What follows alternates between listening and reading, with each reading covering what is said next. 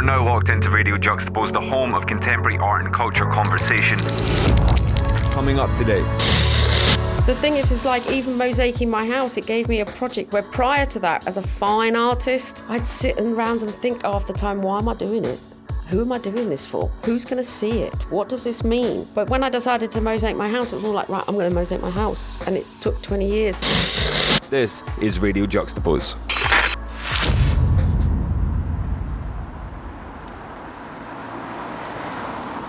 You join me just now standing outside St Peter's House on Oxford Road in Manchester.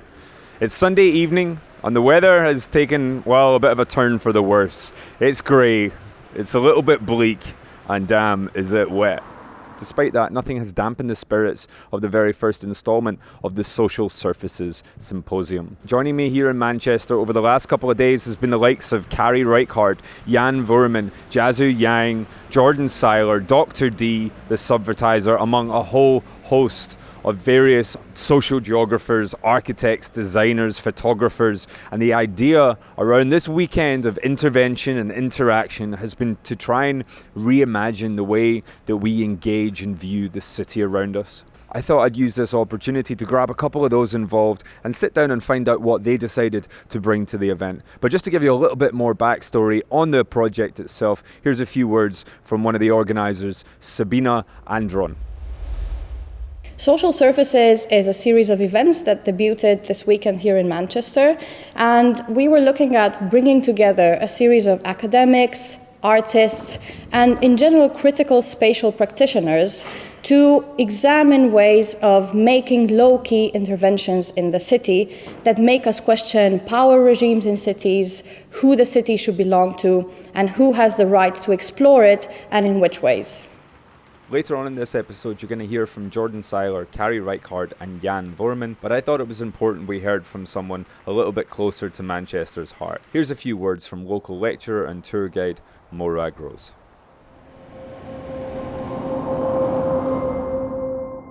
Today I was talking about the LRM, which is the Loiterers Resistance Movement, and it's a psychogeographical collective based in Manchester. Every month we go for a walk of some kind as a way to think about the city, to have conversations with the street and with each other, and to see new things and to kind of create mischief in a very low-level way, I think. We're just really interested in the everyday environment and how we can uncover power and add new stories to the city. Basically, we're just really interested in finding alternative ways to use space and to make the streets a site for play and for exploring power and for remapping in ways that are accessible to everyone, that are interesting, that are looking at stories you wouldn't necessarily otherwise hear. So when I talk about kind of creative mischief, we're not doing huge radical things. We're maybe playing a game of CCTV bingo to look at cameras and to question what role they have in the city, whether they create an environment of fear, whether they make us feel safer. Because looking at them, thinking about them, engaging critically isn't a crime, and actually I would say that it's a good thing to do. It's a sign of kind of an active citizen. Maybe also disrupting the kind of the official narrative of the city is very top down, it's very exclusive, and I think that we really want to make the streets accessible to everybody, whether you've got money or not, regardless of your gender or your kind of body or those other kind of factors that often limit our use of space. Like, we need to be able to imagine different ways of being in the city, and we need to talk to people that we wouldn't necessarily otherwise encounter. And I still very much believe that the street is a place for encounter and for diversity and for very kind of mundane forms of magic, basically. So I think that we do achieve something at a personal micro level, and that contributes to bigger, wider conversations. Historically, a lot of psychogeographic literature and walking art has been based on a kind of archetypal kind of body that often called the flaneur, which is a white, able-bodied male who's very privileged. He's heterosexual, he's cis, he's in a position of power to be able to walk anywhere, kind of unobserved almost. He sort of floats through space and doesn't have to think about it. I think that is a very different position to most people at most times in most places, and very few of us have the privilege to be able to walk anywhere, and we might feel unable to do so because of money or gender or many other factors. And I think that we need to remember that actually this ideal, I talk a lot about how the streets are for everybody. They're not, and Manchester isn't for everybody at this moment. So, for example, as a disabled woman, I struggled to get into this building because there's no handrail on the stairs and the accessible entrance was shut. I had to ask 2 people to get in. And I may not work certain places. For example, when it's dark, I may not feel safe walking in an area on my own. So I don't think we can say that we're there yet, but I think we need to keep walking. And I think walking together actually gives you permission to explore places you might not feel able to otherwise. And I hope it goes some way to breaking down some of those barriers just by being in the street, by being in public, by being visibly different, visibly doing something in space that isn't illegal, isn't criminal, but maybe isn't normal, is a really valuable and important thing. It's about 6 o'clock at night. I'm now standing in a pretty abandoned space in what looks like an industrial area of Manchester, a city I don't have a huge amount of connection with, but a city that I'm learning more and more about. And the more I learn about Manchester, the more I begin to fall in love with it, with this spirit. So I'm standing currently looking at what I can only assume is a hooker's weave, drinking a beer on the street with Jordan Seiler. Hi, Jordan. How's it going, Doug? Oh, nice. I usually ask that one, but you flipped it on me. I'm good. I mean, I'm in an area that I kind of feel like, oh, this is quite homely. I feel like this is a natural space for us to do this. Yeah, well, that is definitely a hooker's weave. Because you've probably got more of a connection and an understanding of where we are right now than I do, because you came here last night and we're actually standing in front of one of your pieces that you've just put up. And if you've kind of been brought here from the social media side, then you'll hopefully have seen it. If you haven't, then you'll get a chance to go check out on Instagram after. But can you maybe just describe what you've done and maybe a little bit about your experience of this little neighborhood? So I got to Manchester 2 days before the Social Surfaces conference, and I was here to scout the city. So I walked around for about 2 days straight, and I came upon this neighborhood and the billboard that is the place I did my first interaction with. This site seemed lonely and aesthetically pretty beautiful, so I decided it was a good location to choose. It turns out that this is a working ladies spot. So the building on which the billboard I pasted on top of is a social services space for working ladies to get, I believe, medicine, food, and general help from the community.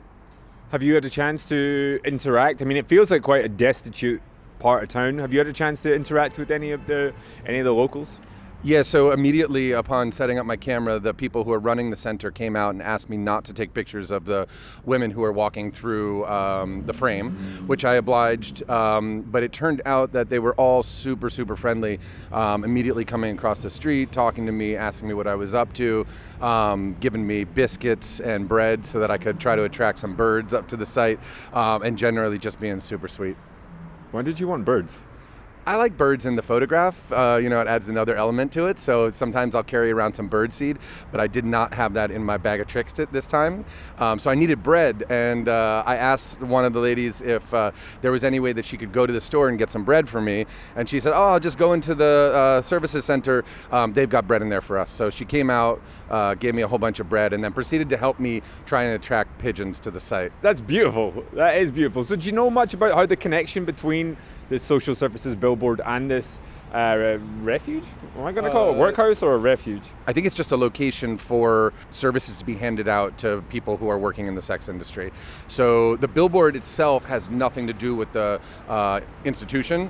It's merely an advertisement that happens to be on the building they're operating out of. Funny place to put an advert. But maybe it generates in money or something. I'm sure it does. I'm sure the landlord is probably not asking for a ton of rent for the place, and this is one way to subsidize the rent that he is asking for. So I've just realized the time, and we're actually both going to have to cut and run from here. So what we're going to do is myself and Jordan are going to continue this conversation back up in his hotel room, rather conveniently. That was his idea, not mine. We've kind of gone full circle. Actually, I don't think this is full circle. This is the opposite of a full circle. This is a half circle. We've gone from standing on a prostitute's corner to sitting in the chaplain's office in a sort of church in the centre of Manchester. We're sitting in two rather comfortable chairs, but it's one of those kind of like calming rooms. We've got the chaplain's robes hanging up behind us. There's a Jesus cross, and then there's just about 50 books on religious text and grief. So I actually think this is a really kind of weighted room to be doing this kind of conversation. Once again, I am joined with Jordan Seiler. Jordan, do you feel an aura in this room at the moment? I wish the sex workers that started this all off were here with us. That'd be a weird dynamic. Make a really interesting podcast, though. So you have spent the last couple of days engaging with the city. You gave your talk yesterday. Could you just give us an idea of maybe what you set out to achieve when you knew you were coming here to Manchester? And is that, or does that differentiate as opposed to going to other cities? Not particularly. My practice is very similar in almost all cities because I interact with outdoor advertising, right? And so that stuff is everywhere. When I came to this city, I had a very specific purpose because the conference that I was asked to attend is actually sponsored by an out-of-home advertising company. And so I had to be aware of the fact that I was sort of undermining some of my scruples by participating in that conference, and I needed to use my talk as a way to call out the problems with divisive, experimental protest work being sort of supported by the agency who I'm protesting against. So that was really interesting. But I basically advocate for a more democratic civic media space, which means that I want everybody to participate in the city's walls and the discourses that are happening around. And that happens by just contesting the use of public space by advertising with my own work, and then handing out keys to people, making augmented reality apps that allow people to access that public space in different ways. I just generally want to make as many kind of curatorial projects that allow people to access their cities as much as possible, The event that we're at, Social Surfaces, is based around the fundamental idea of engaging and how, or trying to reassess how we engage with the landscape around us, the urban environment. Before I had even agreed to come, I had just kind of looked at the names on the list and I was like, okay, hang on, this seems like legitimate. These are all people I know and I respect. What was it for you then, as someone who's built their entire name and career really around anti-advertising, what was it that stopped you from just going, no, I'm not going to be part of this? Apart from the paycheck, or where was it the paycheck? There's not a paycheck. So initially when I was asked to come and participate, there was no mention that there was a sponsor. I only became aware of that later on. And I had to make a decision. You know, was I going to back out of the conference to remain sort of true to my core ideals? Or was I going to use this as an opportunity to talk about the ways in which neoliberal capitalism sort of recuperates the forms of resistance that pop up that want to question the overarching structure? Right? You can do two things with dissent. You can either squash it or you can figure out ways to envelop it, right? And I think that's a typical tactic of neoliberal capitalism. You just swallow the object which is contesting your control. And I think it's an interesting way in which to sort of talk about that issue to a crowd of academics and artists who are, you know, on the more conceptual side of things. So they all were more than happy to engage that conversation. I know the organizer himself I told him flat out that was going to be something that I was going to talk about. And he was really amped on it. He was very excited to have that be a part of the conference motif, you know, that we weren't just going to gloss over this issue. We were going to actually take it on head on. Fair play to you. You came out all guns blazing on that one. It was, okay, I'm going to address this elephant in the room. Let's talk about where the money comes from. He took it in good spirits, but do you see any kind of non-negative way in which there can be engagement from an advertising company into the culture in which we know and love?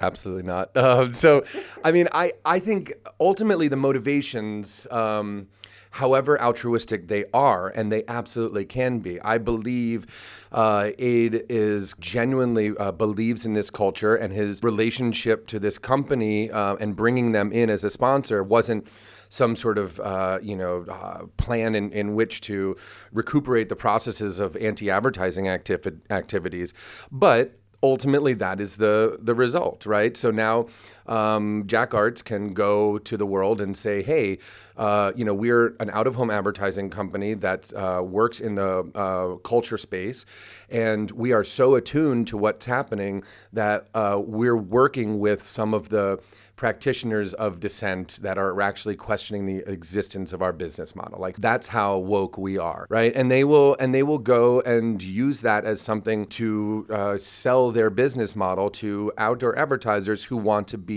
on that side of the cultural landscape. Oh, God, when I say it out loud, it's terrible that I even participated.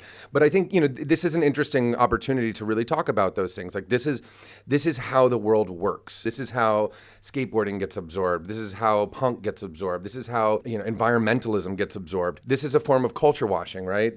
Oil companies do a form of greenwashing. This is culture washing, right? This is a way for this company to wipe its hands of responsibility for the true damage that it's doing to public space by pretending for a moment that it's on the right side of history. And I say that with like a super scathing tone, but I don't mean that directed at the people who own the company in some ways. Like, I don't fault them for being a part of the world in which we exist, right? Like, that's a fucking typical model for operating in the world. You just slap some advertisements on it and you make some money. That's pretty much how all culture makes money at this point, right? So I don't want to point fingers at specific people. I want to point fingers at the system in which we operate. And that is a typical behavior.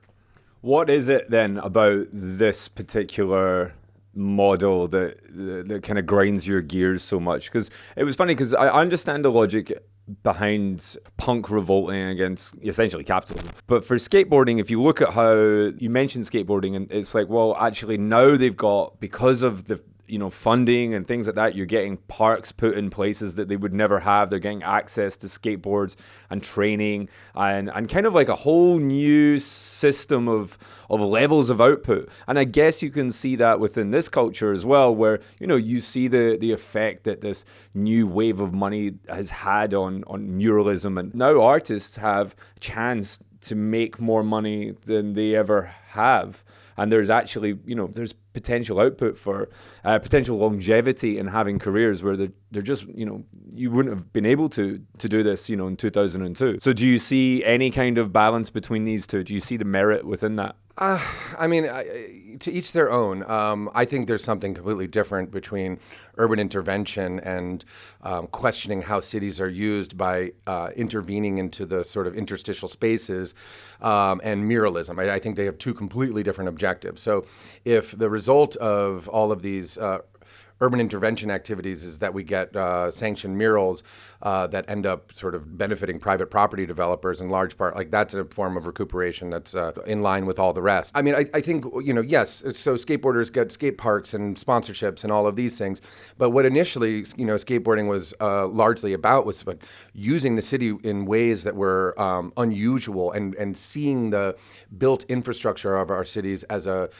tool to an alternative objective. Now we put anti-grind bumps onto the sides of benches, and we, once the subculture was sort of understood, we built the city to prevent that subculture from doing what they do, which is skating every possible element of the city and seeing using their imagination to see the built environment in a completely different way, right? So I think maybe that's a good way to look at this. It's like all of these things destroy the imaginative qualities of the initial project, right? So why do I do anti-advertising work? Well, I do anti-advertising work because I think it's a way in which to imagine a city beyond consumerism, right? A city that's built around capitalism. By participating in this conference and potentially undermining that initial argument, you allow the company who's sponsoring it to sort of envelop your project and get rid of the imaginative possibilities, right? Because they will then go back and use those initial projects that you did to reaffirm their control of that environment. And in doing so, prevent your imagination from ever coming into existence, right? Into existence. The idea is that eventually cities will sort of see the need for civic media discourse to take over the public space in an effort to reimagine cities, capitalism, society in general, in ways that are more in line with the civic ideas of the citizenry, right? Like, let's talk about homelessness, let's talk about environmentalism, let's talk about economic equity. Let's do all of the things that are hard topics to breach in public space, because that's the way we can start to move forward towards them. Instead, the way we use cities is to just generally talk about the things we need and desire, and that is not moving us in the direction of social change. We went out earlier today. I think that was the first time we've actually been out together doing something. So I think that was, even though we linked up a couple of times. But I got to see The Lion in the Jungle and your work itself, because what you do is you find billboard spots and you just basically delete the advertising that's already placed in there. But there is, in a lot of the work that you do, there is a pattern, there is a shape, there is a kind of familiarity, there's a familiar language within it, and that's within multiple pieces. So what makes that different from advertising? What makes your work different from, product Jordan Seiler?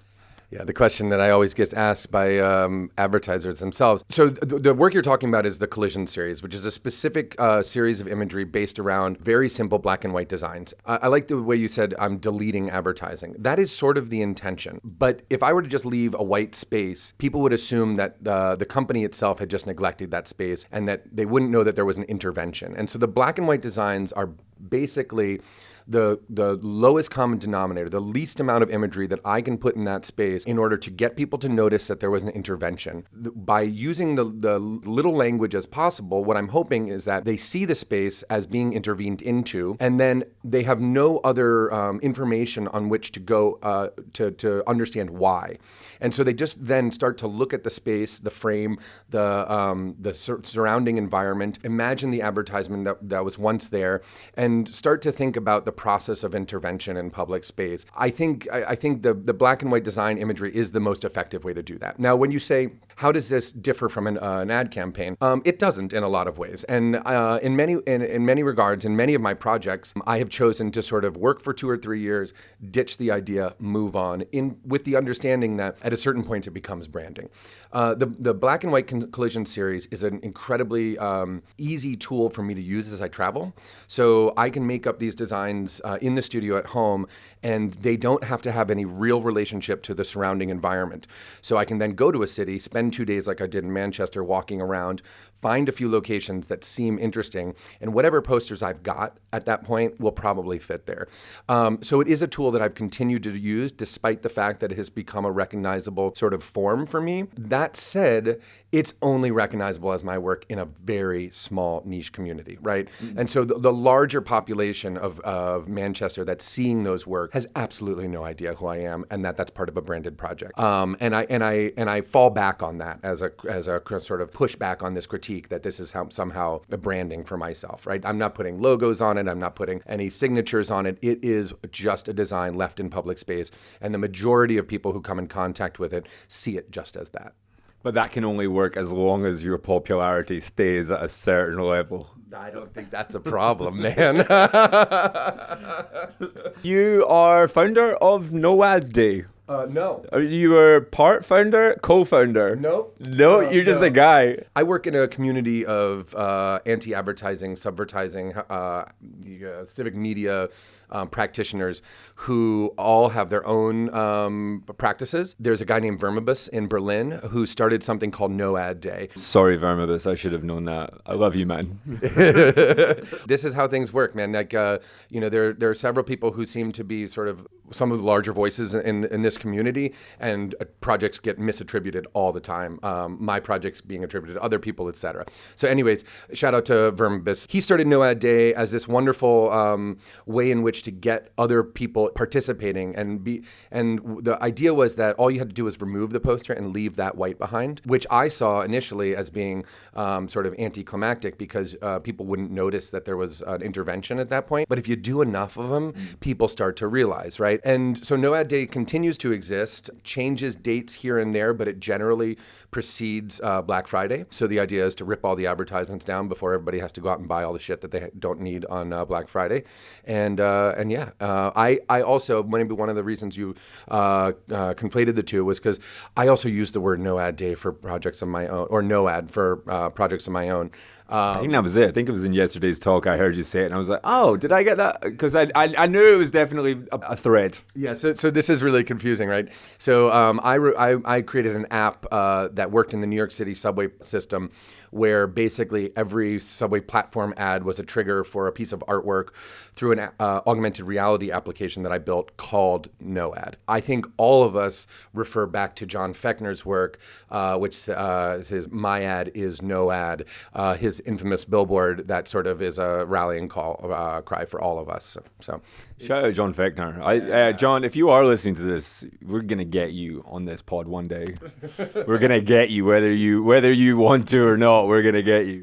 Yeah, John's a little reclusive, so good luck with that. Yeah, slippery fish. I'm really interested in this idea of augmented reality and your practice. Do you see hope for augmented reality being utilized in a, imaginative, free way that you've kind of been using it, and there's been other guys that have jumped on this as well. INSA does it, Lister's been utilizing this, and I really love seeing it when you start to see this kind of imagination take a new shape. But do you think, as a piece of technology, do you think it will maintain this kind of notion of freedom that it seems to have today? No.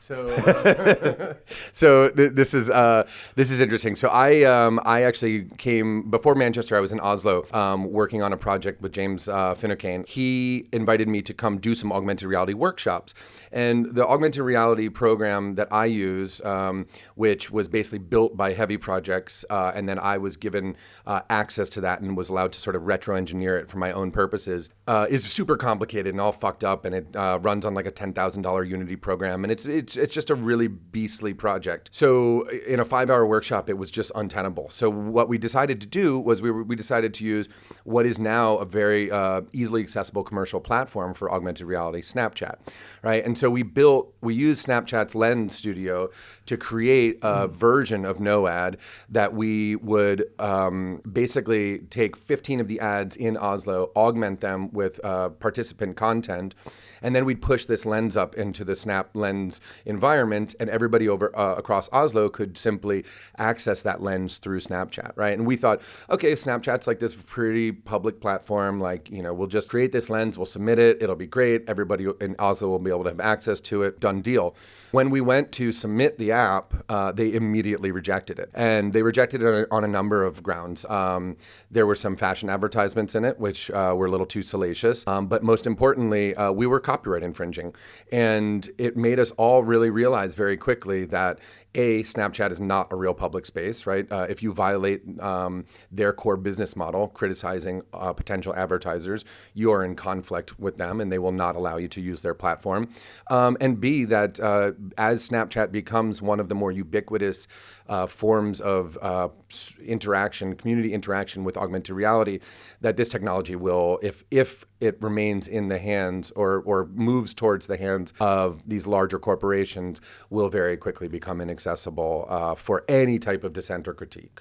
As someone that's probably a lot more informed on this, the patterns and the way that things seem to be going, do you see people eventually just being like, no, I need to break free from this, and then we all just relinquish our joys of the phone? Or do you just see us becoming more and more sucked into the sort of the slipstream, as it were? Oh man, I mean, I remember when Instagram had no ads on it, or at least my feed did. And I thought it was fantastic. And then suddenly ads started popping up, and I was like, oh, I'm going to get rid of Instagram, fuck these guys. And it didn't happen. It's too powerful a platform. for both the ease of use, the community that's been developed through it, as a tool for promoting your artwork and communicating with the art world at large. So I don't. I think what it's important for us to do is to sort of try and create visions of the world in which there isn't an interest in using the platforms for profit in that way. I know that sounds fucking crazy, but Instagram doesn't need to be a profitable company. It just needs to be an app, right? Like, it's only within the structures of capitalism does that app actually need to make a shitload of money for shareholders. It's either private or it's public. The other alternative is government owned. Yeah, I mean, that's sort of a really binary way of looking at things. Within the current model that we have. Yes, within the current model that we have. But I like to think of, radical imaginaries, and I don't like to sort of be bound by the practicalities of the current moment. I think there are ways to envision, like, it's just an incredible platform that, if it wasn't monetized in that way, if it wasn't sucking our data, if it wasn't sort of using the information that we give it to then sell us back things that we don't want, it would be such a powerful social tool, right? And there are ways to think about those types of technologies differently. I think advertising is another one of those things that should be thought of much more as something that can serve the public as opposed to take advantage of the public, in particular in public space. The reason outdoor advertising is valuable is because all of us live in cities and we all are forced to give it our attention as we walk through our public environment. That means that the value that advertising is creating or is taking is actually created by the citizenry of that city, right? It's like it's a well that only produces oil when we all look at it. It's this incredible public resource. It's essentially the space inside our mind that advertising is renting for the moment, except we don't get the profits from it. Some multinational does. And I think it would be really interesting to sort of envision a city which understood that the attentional economy that we all create by being together in these tightly packed environments is a resource to be used for the city itself. So you don't fund a giant advertising infrastructure to create shareholder value. You make a small outdoor advertising infrastructure to fund a larger civic media infrastructure in which all participants in the city get to talk about the issues that are important to them. When is this anti-capitalist revolution coming, and how can we get involved?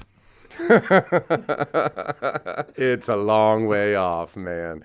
But I think that's one of the beautiful things about being an artist, is that you're not bound to the practicalities of the world. You merely have to envision the realities that you want to see exist, and that's part of our job. Like, our job is to create an environment in which these things become more possible and more true because we've thought about them. So, the Public Access Project, giving everybody who wants one a key to open the outdoor advertising infrastructures around the world, is about creating an army of people who all believe this because they all participated in that way.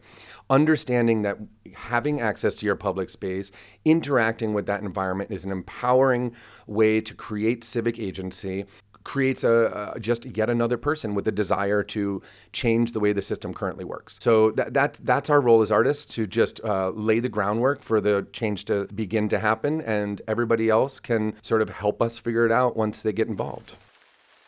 Coming up now is a condensed version of an interview with an artist that both myself and co-host Evan have been trying to lock in for the pod for quite some time, and hopefully this is just a taste of what might come in the future. I'm talking, of course, of the mosaic craftivist Carrie Reichardt. I'm back once again in the chaplain's grief counselling room that we're sat in, sort of one of the weird places that you end up doing interviews, but I'm joined now by Carrie Reichardt. Carrie, we've hung out over the last couple of years, but I've actually never heard you talk. No, that was the first time, and that was great. I was just completely hooked in, and I just kind of managed to slip in, and I was like, oh, okay, I've got to sit and like absorb this. You kind of covered so much ground, and there's a lot of different things that I do want to pick out from it. But can you maybe just describe how you approached this when you were asked to come and participate with Social Surfaces? They asked me to give a talk. It's only 20 minutes. That's quite a short amount of time to be able to convey a lot of a story. But because they put the house onto the posters, and because today was Herman Wallace's birthday, I thought it would be naturally a nice idea to just talk about the house and talk about Herman. For the purposes of context, what is the house? The house is my home. It used to be Chiswick's best kept secret, but since we've got Instagram, it's not quite so secret.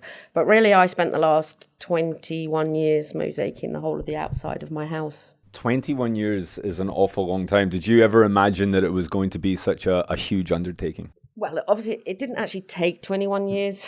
It was done over 21 years. And the funny thing is when I started the project, when I really very first started it, I used to joke it would probably take me 20 years. But then it literally has. It's kind of ridiculous. I kind of remember saying that as well. It's just your life goes. With regards to mosaicing, it's a little bit of an outsider art form certainly within what we would refer to as street art. Do you see yourself as a champion to make it as cool and as accessible and as known as possible, or do you just not really give a shit? No, because my background, I have a degree in sculpture. So I kind of came from it, but in a way I see mosaics as just using a certain medium. I don't even like to say I'm a mosaic artist. I would say I'm more of a ceramic collage artist because now I layer it with so much print work. But no, I mean, I'm always on the periphery. Doesn't matter what group you put me in. The ceramicists, I'm on the periphery because I deal with image on clay. In mosaics, I'm a bit on the periphery because they all use small t and it's a different kind of way of working. On the street art, I'm a bit of a weirdo that's kind of on the edge of that. But usually I'm probably always a bit of an outsider in whatever way that you describe my art. I don't think I sit very easily into any... It's difficult to name what I do, really. Do you associate then with any particular subculture? Do you find yourself, even within craft, do you feel more at home in there? No, and I change. You've got to understand that I'm always changing. I'm always redefining myself. I used to say that I was a craftivist, but I don't actually think I am now because I don't really think I do activist work anymore. This was a period of time when it was generated by the fact that I was writing to people in prison. But now I almost call myself an archivist because I do all this kind of public artwork that really is about putting grassroots history onto the streets. I work with my work on the streets, but because it's permanent and it's ceramic, it's also public art. It just depends what name you give it. I was really interested, what you kind of touched on, and 20 minutes really isn't a long amount of time to be up there covering as much ground as you did. In respect to how it helped balance your mental health, how do you feel that this now, having been doing it for so long, how is your relationship with this practice and where it plays with your mental health? Do you still see it as something that kind of is therapeutic for you? Yeah, I mean, there is that kind of thing that partly doing the jobs, the other side of it, the money side of it, the organisational side, the stress of working to deadlines kind of creates a mental instability. But that's quietened down by the fact that my work requires me to spend hours and hours and hours doing the actual practical side of making it. And I can see myself getting more and more agitated if I'm not doing the practical side. And I think most artists I know, and especially mosaicists, have that kind of balance where it's so stressful trying to earn a living through art. I mean, I just think financial insecurity is what drives most of us insane. It's just the idea of, oh my God, where's my next job coming from? I'm much more aware now as I've gone into my 50s how being worried about money is one of the key things that really destabilizes us. My work takes hours and hours to do. It's a craft. So yeah, once I get into my studio and I'm doing the practical side and the making side, everything quietens down. What's going through your head then when you're in the studio? Nothing. I watch endless shit. Netflix. The thing about art is it allows me to have all the vices that, that we're not supposed to have. Do you know what I mean? I love shopping, but I'm sourcing materials. I love watching shit telly, but when I'm working, it's just a background. I kind of justify smoking dope and drinking and everything. In fact, I justify my whole life in the fact that it's part of my artistic process. You can get away with a lot more when you do that. The rules don't apply, isn't it? Do you think then, with your experience in this, do you think the generation that we're currently in, with access to more information, more visual stimulation, with potentially people thinking as a population, potentially thinking more visually, even in the most mundane narcissistic way, people are always thinking about, how is this looking? Do you think this has helped bring your craft into the limelight in a way? And do you think there's maybe more opportunity than there was when you were doing it 20 years ago? No, I don't. I think we live in a world now where we're saturated with things that aren't real. I'd worry a lot about the whole idea of Instagram and the whole idea of generating your best photo, where, everything is even slightly not real. I'm so happy that I went to college when I went to college. I mean, I don't know if that's what all old people say. Oh, it was so much better when I was younger. But no, I'm not sure. I think there's loads of positive things. It's fantastic. When I did film, my first degree was filmmaking. I dropped out. But when I did filmmaking, the only way you could make a film was if you could add access to a huge editing equipment. So it was virtually impossible for your everyday person to make a film. But now everyone can make a film. Everyone can make a film. Everyone can do animation. We have the capacity to do all this stuff, which I think is fantastic.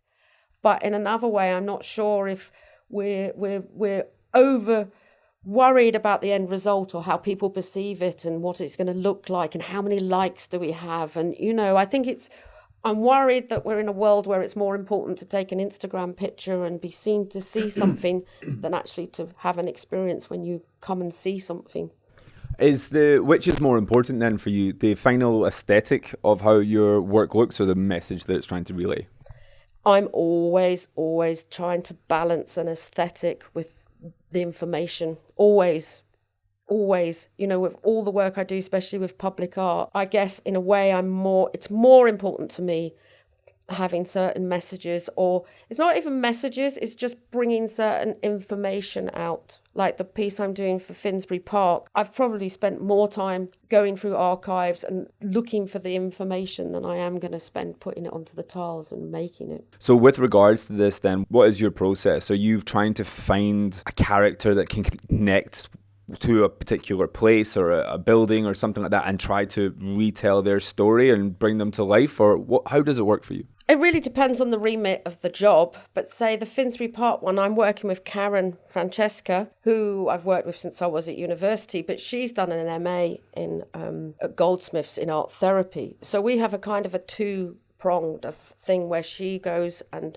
I help, but she does much more of actually working with the community, working with really disadvantaged groups. For Finsbury Park, she did mosaics with blind people. No, that's hard. She worked with single homeless people. We worked with young mothers. We reach out to all these different groups that would never normally engage in any of this and tried really hard to work with them and then draw them into that. While she was doing that, I went to every library. I went to all the museums. I tried to archive and we reached out and tried to get people through the library to come and submit any information they wanted. So really we do a massive fact-finding project and we try to engage, which is difficult because it's limited in what you can do with short-term projects. But we really try to go out, engage the community and then try and represent that as well as we can. Both me and Karen feel that responsibility of trying to make a piece of work that we hope will reflect as many people in that community as possible, but is still aesthetically as pleasing as we can make it. I want to go back now to something that you just touched on, because I think for a lot of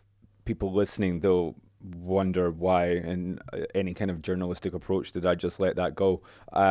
You mentioned you were writing to people on death row. Can you maybe just give us a little bit of insight into how that came to be? Well, it was in 2000 I picked up a big issue and I had an advert in the back that said Human Rights is an organisation, could you befriend someone on death row? And I literally thought, yeah, I could. That would be interesting, wouldn't it? I was literally sitting on the bus on the way home and I just thought, yeah, that would be really interesting. I wonder what it's like. I had a very preconceived idea, like many people, that I'd be writing to a mass murderer. Oh, they're on death row, they must be a mass murderer. And I had all those kind of ideas, and then it was pre-computer really, so you just you applied and they put you on the next list with someone who wanted someone to write to them. I didn't have any choice over it. And I think now you can look inmates up and you could choose one, and I hate all that idea. Like Tinder? It's kind of, I think it's, I don't like that. I like the idea of it just being, I can't remember what the word is, but I like the idea of it was just fluke, it was fate, it was meant to be. Tell us a little bit about how you changed during this process, because you were speaking to someone that ended up playing quite a huge part in your life and impacting your in your outlook.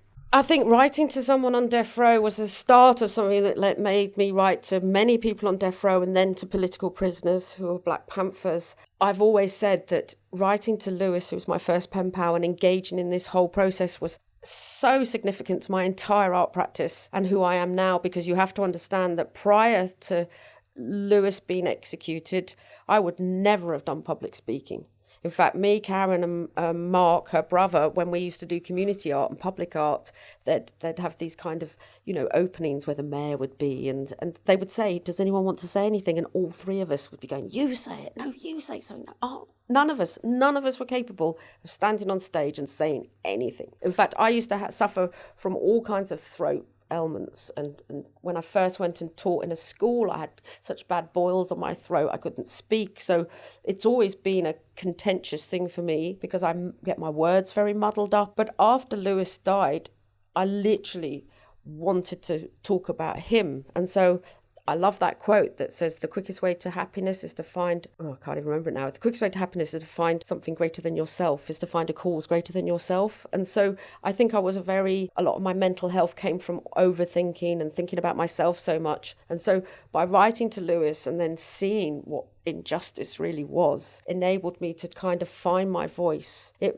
also definitely made me think, fuck it, I'm going to mosaic my house. It made me think, oh my God, this person's waiting to die in a 6 foot by 3 foot cell. I can't complain about my life in Chiswick. Do you know what I mean? So I really do believe that writing to Lewis and writing to the Angola 3 and all of that kind of activism and all that involvement really enabled me to grow hugely as a person. And I do think if you talk to a lot of activists or people engaged in similar things, they'll all tell you the same thing, that it opened up their worlds, that they started to meet other people who thought the same, who worked with them, and then they worked collaboratively, and then they were invited to do things, and I think your world expands. What was it about that caused this huge change, that gave you that confidence? I think because I had something that I really wanted to say. The thing is like even mosaicing my house, it gave me a project where prior to that, as a fine artist, I'd sit around and think half the time, why am I doing it? Who am I doing this for? Who's going to see it? What does this mean? But when I decided to mosaic my house, it was all like, right, I'm going to mosaic my house. And it took 20 years. And the same with Lewis. I just thought, people have to know this. People have to hear this story. People have to know what's going on. And so it became something that was so important to me for other people to know, because it was all such a surprise to me to discover all this. I didn't know anything about death row. I didn't know political prisoners existed in America. I was so naive. I think that it so blew my mind away that then all I wanted to do was tell everyone else about it. And because I'm very compulsive, obsessive, once I'm into something, I'm into it. It's all I can think about. It's all I can do. So it was about 10 years where I just wrote to people on death row, and I wrote to political prisoners, and I still write to Zulu. But, I think it became so encompassing that I just felt compulsed to have to tell people about it. And also, mosaicing my house and doing the work that I did is the way that I helped myself in a form of therapy to deal with this, because it's not easy. In 2007, I watched my friend be executed, which is a whole different story, but just having to go into the belly of beast, having to go into death row, having to watch the state murder someone, having to write to people and kind of bear witness to such injustice, you kind of have to do something. Do you see there a really active spirit of rebellion and activism within the art community as it stands at the moment, or do you feel somewhat it needs a little spark, a kick up the arse, so to speak? I'm a little bit worried that actually activism and is becoming almost like the new thing, like with the biennales. You see they're all doing, they're bringing in ships and that have been I'm nervous about it. I think it's almost like street art, the idea of activism and art is being co-opted again because it's now the new thing. Everyone's Extinction Rebellion, everyone wants to have seen that this is a cool thing to do. It does make me nervous. Saying that, I would rather have art that had meaning than didn't. But I think we always have to be slightly wary about who's doing what and who's being paid to do what and who is getting agency through it. And the one I always kind of come back to with this conversation is the notion of rainbow-coloured coffee cup for pride. And it's like, we'll slap a bit of colour on it and suddenly we're engaged and we're woke. Art washing, it's hard because, I could even be accused of doing that with the work that I do, which is like, when they're redevelopments, where they have 106 funding and I'm the person who gets it and I'm making work. And I think it's really, really hard ethically to work as an artist. In any way or shape or form, you're open to being accused of being a hypocrite. The same if you're left. If you're on the left, you're always going to be open to being hypocritical. But I just think we always have to you always have to think about things, I think, and question things and look a bit deeper about things and even art in itself, I worry about it, whether we're all just a bunch of liberal leaning left, people who come up to Manchester and discuss street art, it's all a bit poncy really, isn't it? Like I said, for me, my art is almost like a way of justifying all my vices, and I'm conscious of that. I try hard to do work that's socially conscious or does have meaning, but doesn't mean I don't stop and think, well, how's this really going to help someone who's, really poor and homeless, But you do what you can do. Thank you very much, Gary. Here to see us out for this episode and from Manchester is Berlin-based Jan Vorman.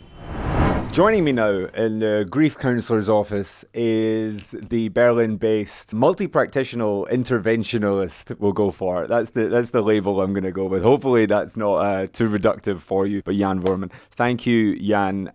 What I will not call you is the Lego man. So maybe can you give me a little idea about some of the concepts that you were discussing in your talk today? Thanks, Doug, for this introduction. And obviously, you're absolutely right in what you said.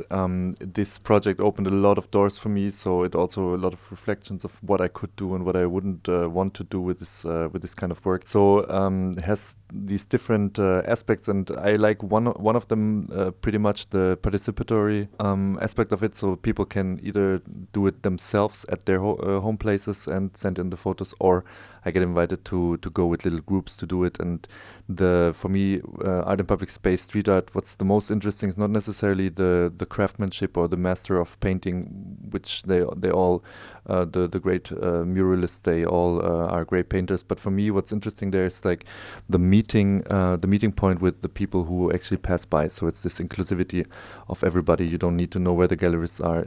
You don't need to know when the openings are. So you just stumble across somebody. So this project is, since it's so ludic with this toy, it's pretty much an invitation for everybody to drop by. And rather than explain why I'm doing it, I always invite the people to do it.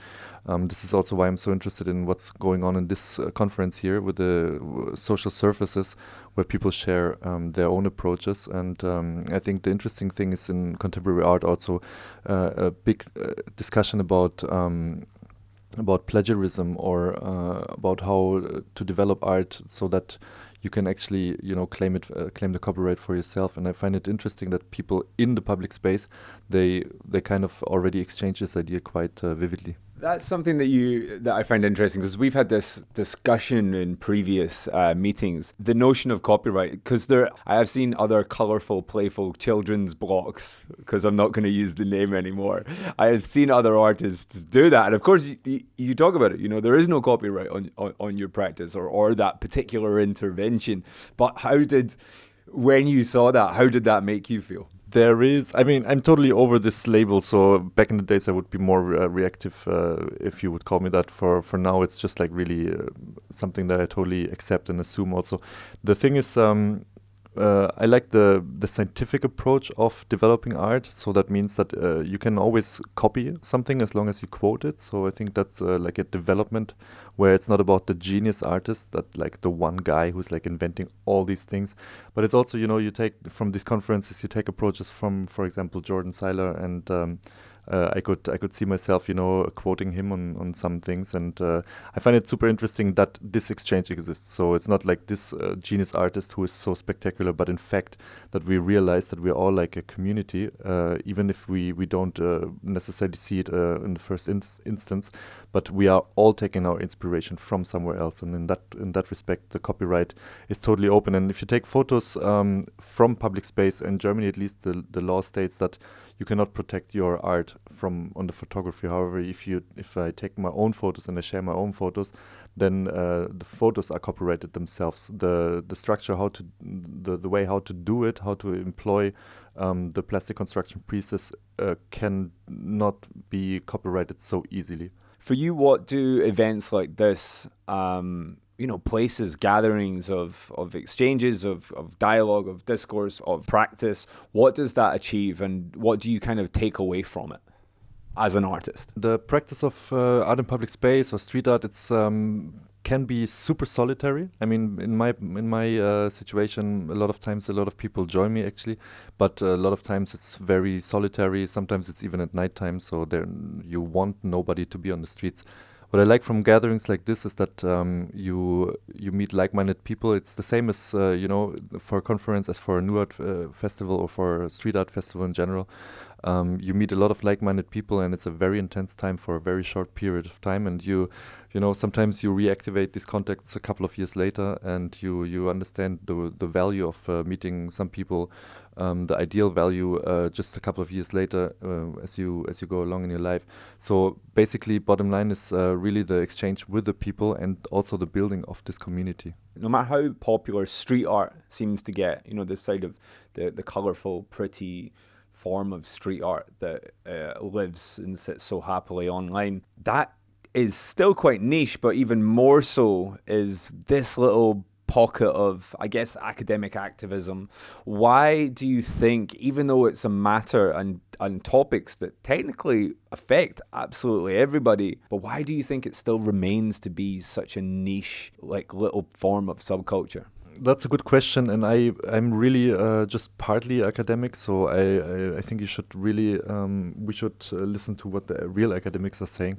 But I can say so much that in a way street art is a very, very popular movement, and it's getting popular more popular by the day. But in a way we have to set the background, because we are not in an isolated point of time. So that means that everything has developed through processes of stuff that has happened before, and we have to analyze to see where we are in between of that.